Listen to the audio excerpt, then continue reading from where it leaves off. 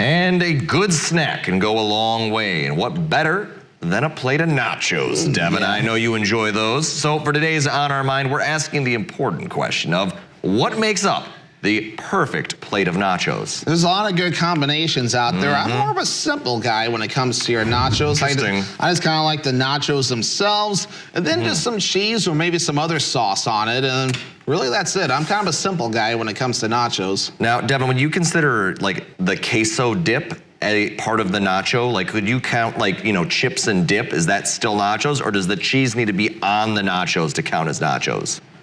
To each their own, really. I like it on, but I could dip too. But I don't know. To each their own, really. I like it on. So if you want my opinion, so just cheese and chips is what you're saying? Yeah, just cheese and chips, or just some kind of topping, or maybe a topping combination if it fits. See, I'm a loaded nachos sort of guy. I like the cheese on there. That's a need. That's a need. And then like some sort of meat. Usually like you get some options between beef or chicken or pork, you know, shredded up, of course, and that's sprinkled on there with some diced up tomatoes and onions and spices, and then you know, cheese. And then sour cream. Sometimes people get crazy. They put some sour cream on there or guacamole. I know folks like that, but I'm not a big guac or sour cream fella, so it's not going to be on my perfect nachos, but you know, to each their own.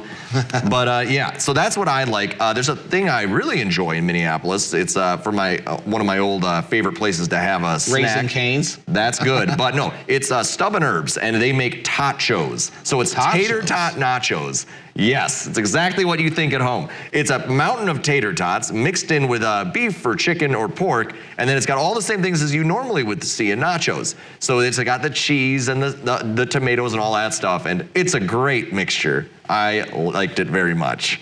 You've left me speechless. I don't even know how to respond to that. So I'm going to say tachos. Those tachos are my favorite nachos. But I do like some nachos. That almost sounds more like a meal at this point than just a quick little snack at a ballpark. No, you're very right. It is. It's a mountain. It's like a plate of it. It's large. You're not having another meal after that. Yeah, that's one thing I picture with nachos. I'm thinking some of the stuff where you can just enjoy some, whether it's at a county fair or at a ballpark or just any kind of sporting event. No, I'm thinking my dad, he likes nachos El Grande. So it's got like everything you can imagine on it.